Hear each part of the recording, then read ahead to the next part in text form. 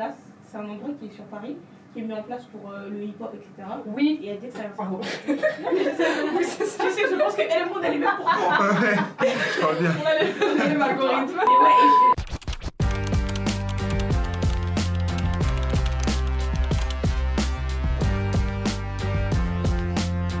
et Festa, bienvenue sur Rablov, ici c'est Théna et aujourd'hui on est avec Julia aka Screwface, je te laisse te présenter. Bah écoute, moi c'est Screwface, c'est Screw plutôt, et j'ai mon média Screwface. Je sais pas si je peux me définir en tant que journaliste, mais on va dire que voilà, c'est une passionnée de musique, de rap.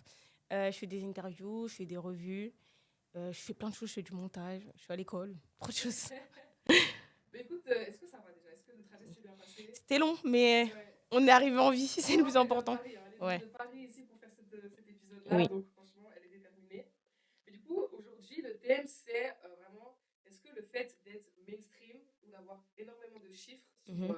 les plateformes de streaming, etc., signifie obligatoirement que musicalement, un artiste a du talent ou ce qu'il propose est qualitatif. Ouais. Peut-être parce que tu avais fait une vidéo il n'y a pas longtemps sur ton média par rapport à ça, et donc j'avais envie de réagir parce que c'est un débat qui revient souvent, étant donné que maintenant les chiffres c'est tout le temps un argument, quoi. Ouais. C'est vraiment tout le temps sur le devant de la scène. Donc, qu'est-ce que t'en penses? C'est quoi ton avis par rapport à Bah déjà, dans un premier temps, on est dans une culture du chiffre maintenant, tu vois.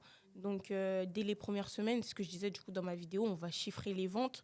Et donc, même un artiste qui remplit un Bercy, on va chiffrer en combien de minutes ou en combien d'heures, tu vois.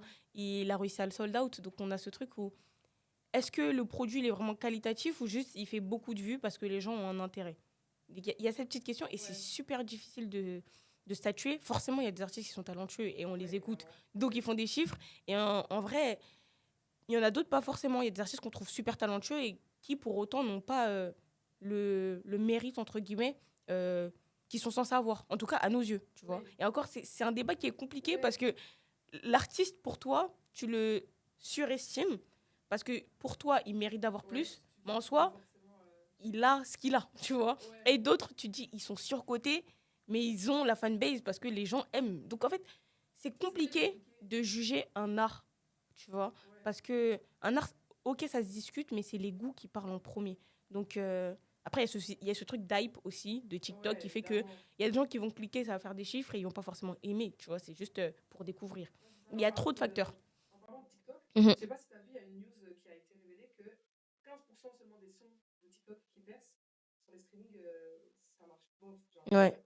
Mais non, c'est sûr que, en parlant justement des goûts, c'est une question que j'avais envie, c'est que du coup, est-ce que le fait de juger un artiste vraiment genre de manière critique, c'est entièrement une question de goût et de couleur du coup, et donc de subjectivité, ou est-ce que d'après toi, il existe quand même une certaine objectivité musicale?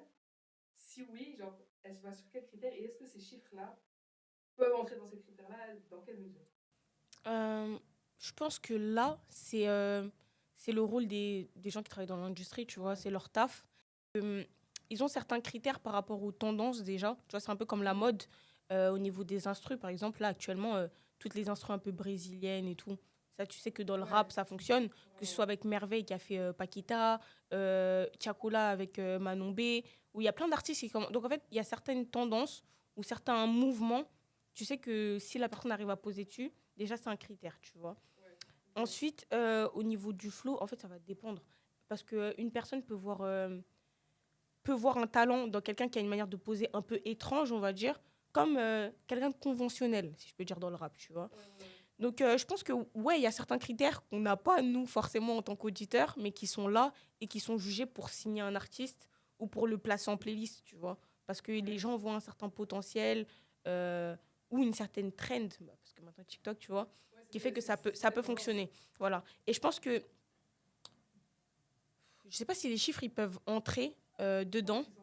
Je pense que, ouais, je sais pas. En fait, ça dépend si toi, tu vois l'artiste en tant que tel avant de se faire signer ou si tu parles d'un son en général, comment on le juge. Parce qu'en fait, moi, je parle vraiment, genre, quand je parle d'un artiste, pour vraiment voir la qualité de ce qu'il propose, tout ce qui est chiffres, moi, je mets de côté. Genre, vraiment, j'analyse soit un album, soit un son, soit une partie de sa discographie, vraiment, indépendamment de sa notoriété, Oui. tu vois, genre son image sur les réseaux, parce que j'aime bien différencier, genre vraiment analyser la musique de manière pure, en gros. Ouais.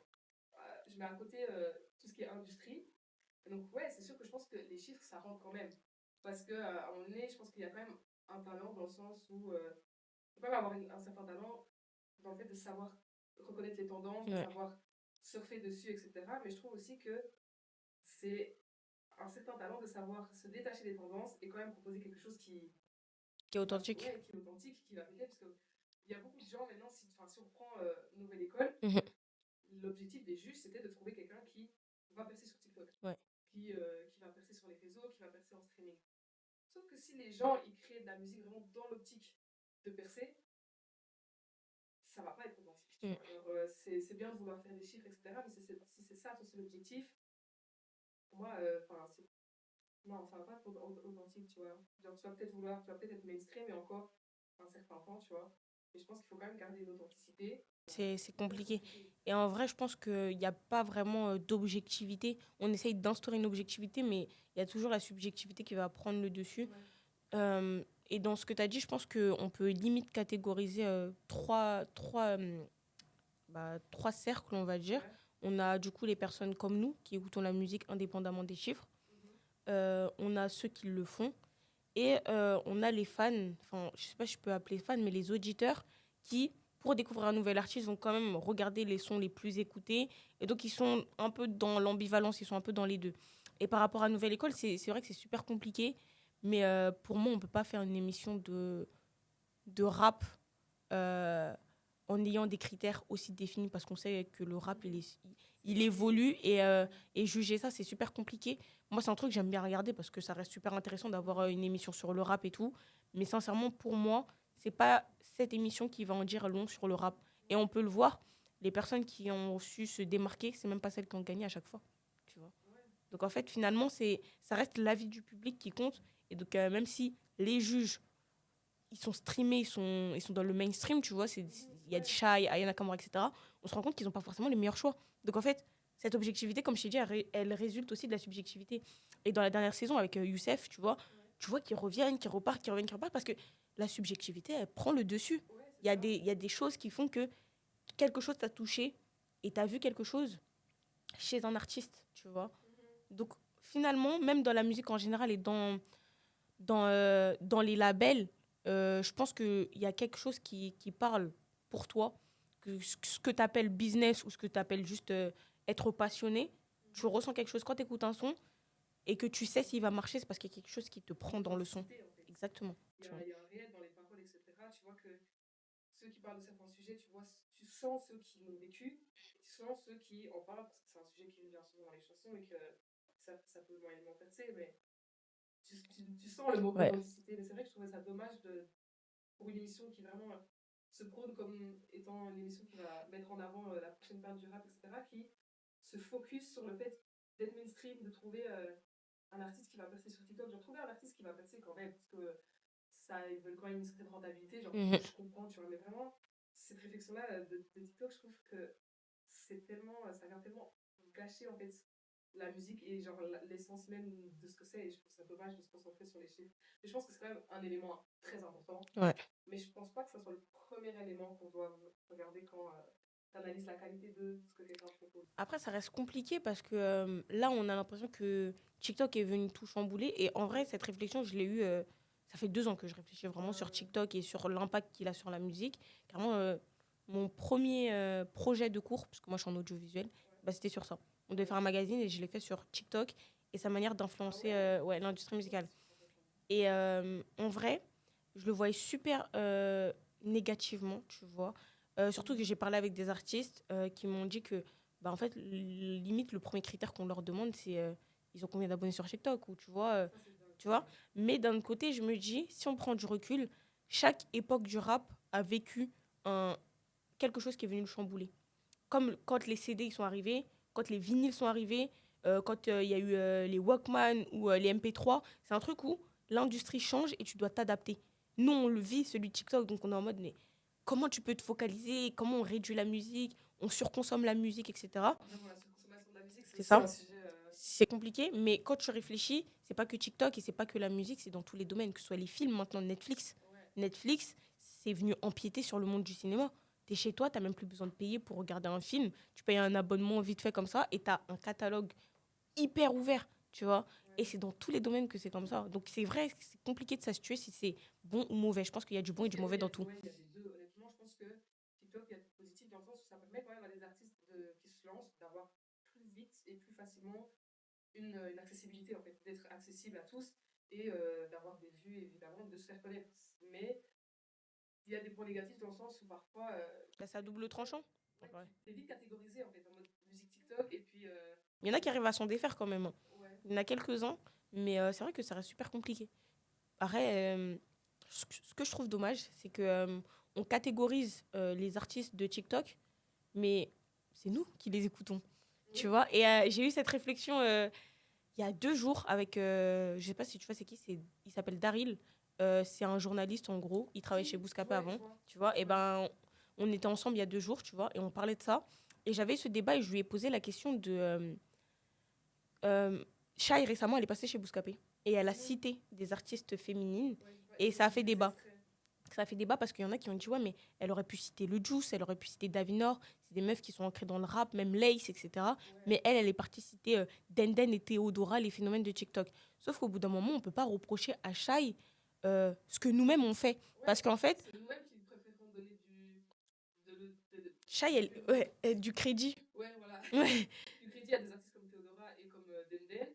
Si on veut qu'elle cite des artistes comme le Juice, ben nous-mêmes, on a juste à aller les En fait, écouter et leur dire Shai, elle est comme... En fait, les gens, ils s'acharnent sur elle d'une certaine manière, mais Shai, c'est une humaine comme nous. ouais, Et si ces gens sont capables de les citer, ces gens sont capables de donner de la force à ces artistes aussi. Et pourtant, ça fait des années que le Juice ou David Nord, elles sont au même niveau. Parce que les gens ne leur donnent pas de force. mhm, Et pourtant, bah, c'est même pas pour cracher sur David, parce que moi aussi, j'aime bien sa musique. Elle fait des millions de streams.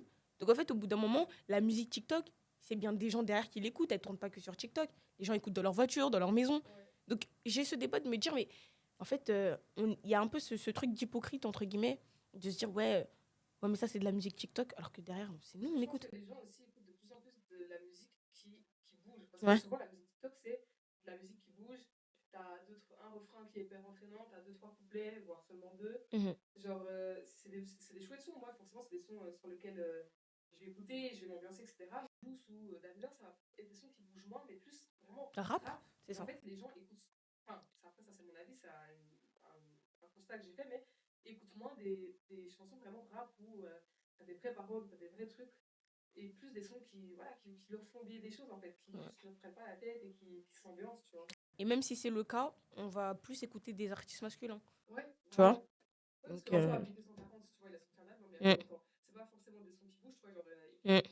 Mais c'est vrai que ça, on va écouter parce que, ouais, niveau féminin, C'est sur la compliqué, scène du tu rap, vois. Et c'est. on peut pas se leurrer parce que même moi tu sais, j'ai cette place où je me dis, ouais, dans l'industrie, entre guillemets, en tant que journaliste et tout, Mhm. j'ai jamais vraiment rencontré de filles qui font la même Bah chose que oui. moi, tu vois. Et on a ce truc de dire, ouais, mais je sais pas, en fait, on reproche aux filles de pas assez s'entraider, alors que les hommes eux-mêmes qui ont une place majoritaire dans cette industrie font pas en sorte de faire rentrer les filles. C'est Donc, ça. une fois que toi, tu arrives à rentrer, tu veux bien T'as essayer de t'as le tirer droit les de autres. parole, C'est tu compliqué, vois. tu vois, c'est compliqué, tu vois, C'est de comment ils exactement. jugent le rap, tu Mhm. vois. Donc, Souvent dans les paroles des rappeurs, tu vois déjà la place de la femme mhm, où il la situe, tu vois. Alors parfois, t'en as, c'est vraiment juste pour respecter les codes, mhm, hein, parce que c'est vrai que dans le rap, la femme, elle n'a jamais vraiment été valorisée dans les mhm, paroles, hein. Mais donc, t'en as qui reprennent ce genre de paroles-là pour respecter les codes, on va dire, même si bon, parfois les codes peuvent changer. mhm, Et t'en as qui le pensent vraiment, et donc forcément, se faire une place en tant que femme, tu te sens ben, comme ça, et genre, elle a pris quand même cette image, cette position de jolie garce, on va dire. Donc, mhm. tu peux pas. T'es obligé d'avoir une énergie un peu masculine comme ça si tu veux faire ta place. Tu peux Exact. pas vraiment rester fidèle à toi-même ou alors, même si tu regardes dans le rap US, hein, dans le rap US, il y a peu de femmes. Bah, il y a Cardi B, évidemment, c'est quand même une référence. T'as Doechii maintenant qui est Mhm. clairement en train de faire sa place, mais si tu regardes vraiment la proportion d'hommes, c'est compliqué. Et je pense qu'une des seules manières de se faire remarquer, enfin pas une des seules, mais une qui marche bien en tout cas, bah, c'est Provoquer. de provoquer ou alors de se dénuder, tu vois. Mhm. Genre, si tu regardes la moitié des rappeuses femmes, souvent, elles sont pas beaucoup habillées. Et Ouais. c'est pas à leur reprocher, c'est qu'elles rentrent dans un système qui est comme ça, tu vois. Mais c'est dommage. Et j'avais une autre question, un autre sujet, vraiment, on sort des chiffres. Mhm. Dans ta vidéo, tu parles aussi du fait que les gens ne laissent plus le temps aux musiques de faire leur chemin, de vieillir, on va dire. Tu vois, tu parlais fait que les gens sortent des sons régulièrement, voire toutes les semaines, tous les ans, etc. Est-ce que tu penses que les gens sont encore capables de recevoir ou de percevoir des albums, vraiment des projets hyper travaillés avec des visions, toute une DA, tout un message, où ils sont juste là vraiment pour, tu parlais de surconsommer la musique et que dès qu'ils ont écouté un album, directement ils attendent le Je prochain. pense que c'est pas tout noir, tout blanc, tu Ouais, vois. évidemment, si, il faut des nuances. Mais c'est compliqué maintenant, tu vois. Ouais, Vraiment, comme j'ai dit dans ma vidéo, il y avait des airs qui s'instauraient autour des projets. Même les merch, c'est pas des merch qu'on vendait genre à la sortie de concert, c'est des trucs vraiment. Il y travailler. avait. C'était une ère qu'on instaurait vraiment dans la musique. Et quand je sors mon album, tu sais que c'est mon album que je sors, tu vois. Mhm. Et que c'est toute une histoire que je raconte. Alors que maintenant, on sort un album et 2 semaines après, on peut sortir un single. Je sais pas si tu te rends compte de Ouais, la dinguerie. non, franchement, c'est. C'est compliqué, mais il y a des projets qui arrivent quand même. Et il y a des fans aussi qui arrivent à profiter des projets. Mais encore une fois, ça reste une consommation très rapide. Donc, un projet qui tient un an, on a l'impression que c'est déjà une dinguerie, alors que ça devrait C'est durer vrai. beaucoup plus longtemps. Mais un exemple que j'ai, bon, c'est hors rap, mais Dadju et C'est pas Taiki. grave. Dadju et Taiki, ce qu'ils ont fait, franchement, en France en tout cas, je trouve qu'il y a presque personne qui a réussi à poser et instaurer quelque chose autour d'un projet comme Héritage, ils l'ont fait, que ce soit au niveau du film, au Ouais. niveau de la tournée instaurée, et là, que un an après la sortie de l'album, ils fassent une réédition avec les morceaux et d'autres. C'est un truc T'as de déjà ouf, tu écouté? vois. Ouais, je l'ai écouté, c'était dingue. Incroyable. Incroyable, c'est dingue, tu Incroyable. vois. Et je me dis, un des seuls artistes que j'ai en tête qui a réussi à faire ça, c'est Chacola aussi avec BDLM, le fait qu'il ait Ouais, il y rajouté a eu d'autres toute une personnes, ambiance, tout la tournée et tout. Ouais. Et il y a cette catégorie d'artistes aussi qui ne font pas de promotion, comme Green Montana, tu vois, qui a sorti Sodad. Et lui, ben, il n'a pas fait de promotion, il a sorti l'album.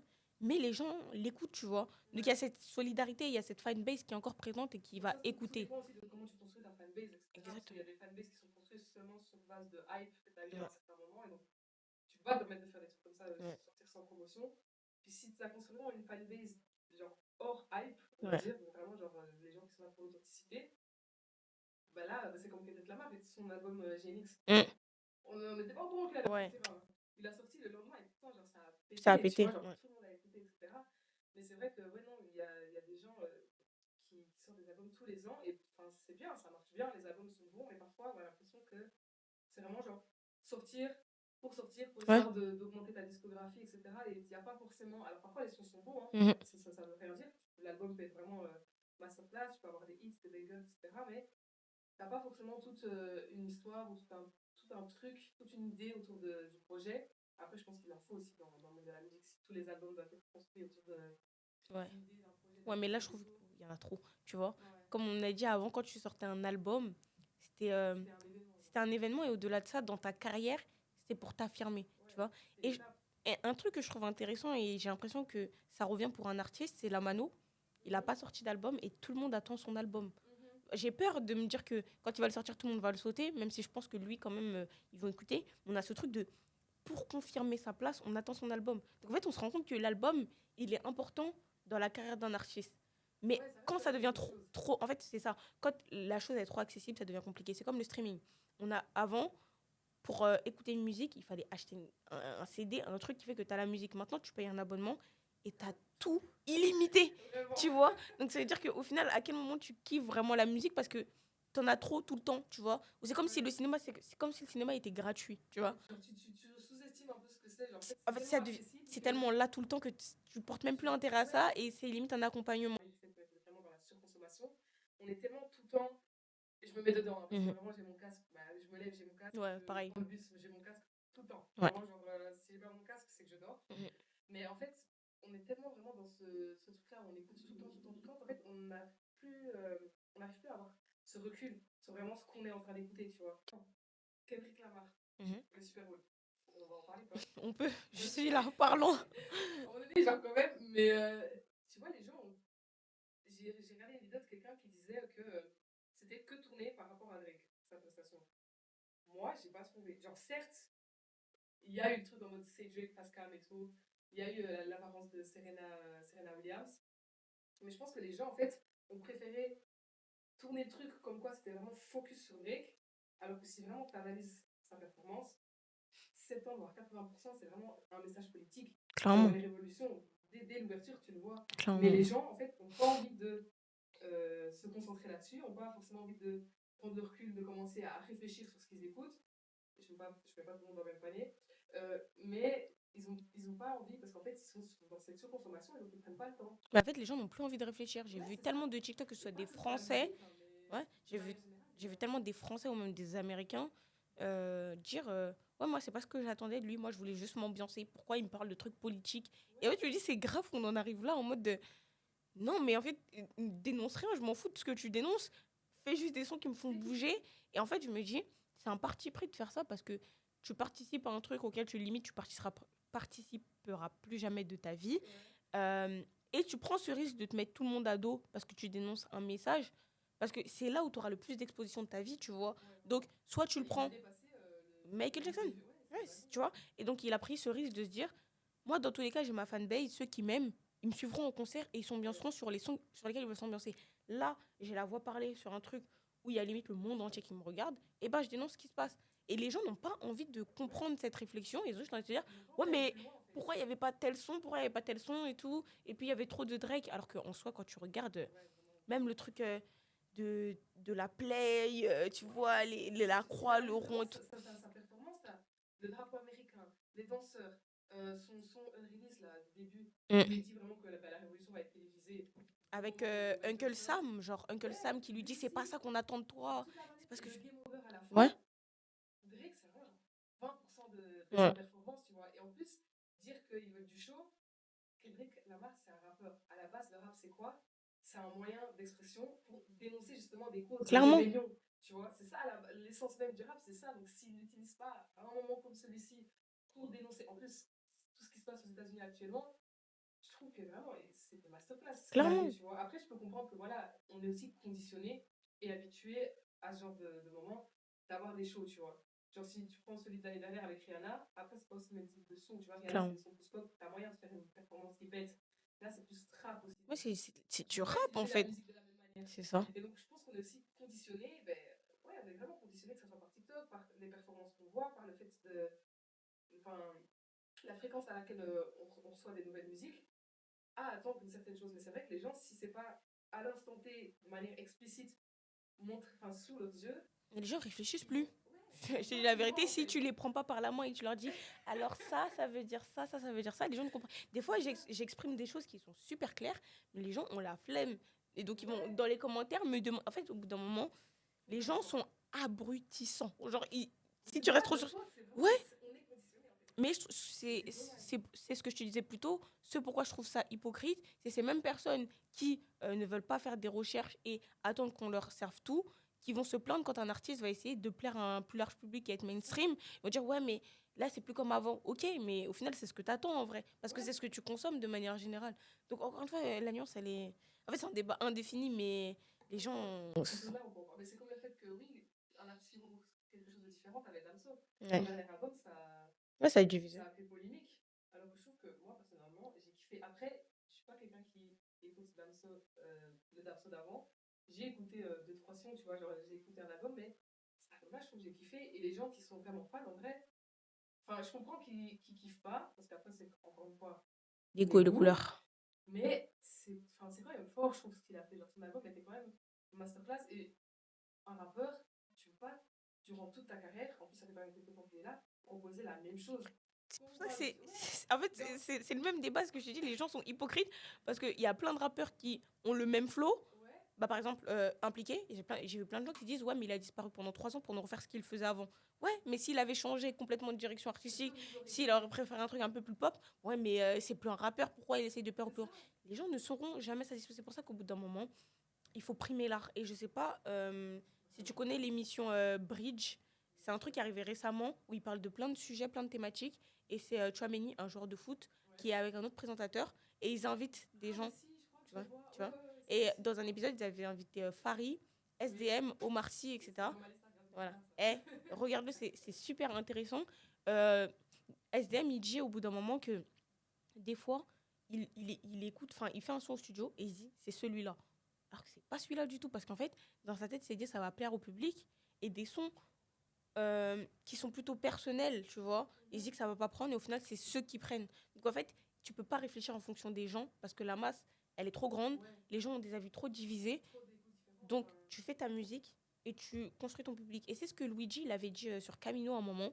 Il avait dit que les gens avaient l'impression qu'on ne pouvait pas vivre de sa musique si on n'avait pas un certain nombre, Ouais, tu je me vois. souviens. Sauf qu'il a Ouais, parlé j'avais de vu ce truc-là. consolider sa fanbase. Si tu la consolides, même si tu as 10 personnes, ces 10 personnes, c'est ces 10 personnes qui vont écouter ta musique, Ouais, qui vont acheter ton merch, qui vont acheter tes CD, et après tu expands, tu vois. Mais si tu as 100 000 personnes qui sont pas fidélisées et qui écoutent de temps en temps, bah oui, tu vas pas vivre de ta musique, tu vois. ouais, clairement. Et puis, c'est comme ça aussi que tu gagnes l'authenticité. On parlait du fait de faire des sons pour que ça plaît. Ça va peut-être percer parce que voilà, le refrain, t'as envie de bouger dessus. Mais au final, sur la durée, bah, ça va Hein. pas passer. Mais je pense qu'en tant qu'artiste, ça doit quand même être compliqué d'être en studio comme ça et de rester fidèle vraiment à cette authenticité-là. Mm. Et à la base, la musique, tu l'as fait pour toi, tu vois. Mais bon, pas que, quand Ouais. même. Si t'es artiste, pas que pour toi, tu vois, faut quand même être honnête. Mais je pense que ça va quand même être compliqué en tant qu'artiste de se détacher de. Faut que je fasse un art, parce qu'à la base, la musique, c'est ça, le rap, c'est ça, c'est de l'art. Mais il y a quand même tout ce truc-là de notoriété, de rentabilité, de cela. Je pense que ça va être compliqué. Mm. Mais non, genre, pour l'album de Damso, un artiste, ça, comme tu disais par rapport au rap, le rap il a eu ses phases, maintenant on est dans la phase TikTok, etc. Un artiste c'est pareil, tu peux pas. Enfin, Il évolue en vrai. l'artiste et la personne c'est la même chose. Mm. Donc forcément tu évolues, tu changes, ton état d'esprit change, ton point de vue sur certaines choses, et donc tes goûts aussi à toi, comme les nôtres ils changent, bah, ceux de l'artiste aussi ils changent. Donc forcément je pense que tu peux pas proposer tout le temps la même chose. Et je pense que savoir proposer quelque chose de différent et être fort dans quelque chose de différent, c'est aussi un talent et je trouve que c'est quand même fort d'avoir fait ce qu'il a Ouais. fait. Après, les gens sont jamais satisfaits, hein. Ah, les gens sont jamais satisfaits. Donc en Ah, vrai, et puis franchement, quand je voyais c'est compliqué. des commentaires, enfin, tu peux aimer la chanson et être déçu de l'album, mais il y avait des commentaires, c'était vraiment vache, en mode, ouais, c'est de la merde et tout, Ouais, machin, parce machin. que les gens sont méchants. Les gens Mais sont c'est ça, super à méchants. la limite, tu dis ton avis, t'es pas hyper hype, enfin, ça arrive, tu peux pas toujours tout kiffer, hein, on est, même si t'écoutes de tout, voilà, genre, il y a des trucs qui vont pas te faire vibrer, tu vois. Et tu peux le dire, mais si tu dis fan, on va dire, de l'artiste, de dire, non, j'ai arrêté les commentaires, j'étais Ouais. choquée. Après, c'est ça qui est compliqué. C'est que tu fais un art qui est personnel. Et d'une certaine manière, il doit devenir impersonnel parce que tu laisses la liberté à tout le monde de juger ta musique, tu vois. Et quand il y a quelqu'un qui juge ta musique de manière négative, on va dire de pas le prendre mal parce que bah, c'est de la musique et que chacun a ses goûts. Mais d'un autre Ouais, côté, non, c'est ta musique, c'est toi qui l'as créée. C'est ton art. C'est comme quand tu c'est fais une ta vie à peinture, personne, tu vois, t'as des exactement. problèmes et tout, genre. Et donc, je pense que c'est encore plus difficile pour les artistes qui sont en indé. Parce que, encore, à la rigueur, un artiste qui est signé en label, il a limite une personne pour chaque tâche. Une personne qui va faire la cover, une personne qui fait ça, une personne qui fait ça. Et donc, ça fait qu'il est impliqué que dans sa musique à proprement parler. Tu Ouais, vois? et encore, je pense que même quand t'es en label, si vraiment, genre, dans ta musique, si je Ouais, prends Doechii par exemple, ouais. elle, dans son album, elle a mis son. Enfin, c'était vraiment un storytelling, tu vois. Mm. Elle a raconté toute sa vie, genre tout ce qu'elle a traversé. Forcément, elle avait un producteur, elle faisait partie d'un label, etc. Mais je pense que même quand c'est comme ça, si les gens vont vraiment critiquer ta musique en Ouais, ça elle-même, fait mal, dans tous les cas. ça fait mal parce que c'est ton cœur. Et je pense que, ouais, quand t'es en D, c'est chaud parce que Parce qu'en fait, tu t'as vis mis la tout le chose. travail. En fait, En tu fait, vois tout le travail que t'as tu multiplies tout par 100 parce que c'est toi qui fais tout. fait. Ouais. Tu vois, donc les choix, même si tu es un label, tu as des choix à faire, que ce soit au niveau de la cover, etc. C'est toi qui vas choisir. Mais il y a quand même une personne derrière qui va dire, ouais, mais ça, il va taxer. Alors que quand tu es en indé, c'est toi, c'est ton art qui part, donc ta cover, c'est toi. Je sais pas tu vois, Ouais. donc je me dis, dans tous les cas, c'est difficile. Tu peux pas, on critique ton art, ça reste super difficile dans tous les cas. Mais ouais, être un indé, c'est un vrai Ouais, dilemme, parce hein. que Iseult, Iselt, ouais, elle est indépendante. je sais Et elle pas, a je sais sorti pas un. dire. Si, je pense qu'elle était indépendante. Ouais, quand elle a sorti son Et elle album et avait fait tout. un album il n'y a pas longtemps, il y a quelques temps. Ouais. Et ça a quand même vraiment pas marché. Genre, vraiment, Mhm. j'ai vu beaucoup de critiques. Et j'ai écouté, honnêtement, je n'étais pas fan. Mais c'est Mhm. vrai que ouais, quand t'es indépendant et que tu vois que ça prend pas, et en plus que t'as T'es tout lâché pour frustré, ça, c'est ça. et que sur le côté t'as rien, Et du coup, la c'est frustration, elle l'a compliqué. exprimée, sauf que les gens, ils sont méchants, comme je te l'ai dit plus tôt. Donc Ouais, ces gens, ils c'est ça, vont rentrer dans c'est ton jeu, dommage. ils vont pousser ton truc, ils vont dire, tu veux qu'on l'écoute, on va l'écouter, bah on l'a écouté, c'est de la merde. Et là, ça te fait encore plus mal Et que là, si on l'avait pas écouté, tu c'est vois. ça, genre, enfin, quelqu'un vient me dire, imaginons je fais de la musique et tout, quelqu'un vient me dire, ouais, franchement, j'ai pas trop kiffé et tout, genre, Mm. un avis constructif. Voilà. Mais comme tu as dit, les gens ne réfléchissent plus. Donc pourquoi ils vont se casser la tête à faire des années constructives? C'est ça. Franchement, je pense qu'en vrai, on pourrait continuer de ouf sur ce genre de réflexion. Et on n'est jamais fin. C'est Parce que indéfini. comme on a dit, on a émis le fait que c'était subjectif. Donc à partir du moment où je pense que c'est subjectif, tu ne peux pas avoir de Ah, c'est ça. réponse définie. Mais donc voilà, j'espère que ça vous aura plu. Si vous, si vous avez des avis à partager, des points de vue, des réflexions, commentez. Et on se voit dans la prochaine vidéo. C'était Rina et Scro. Voilà.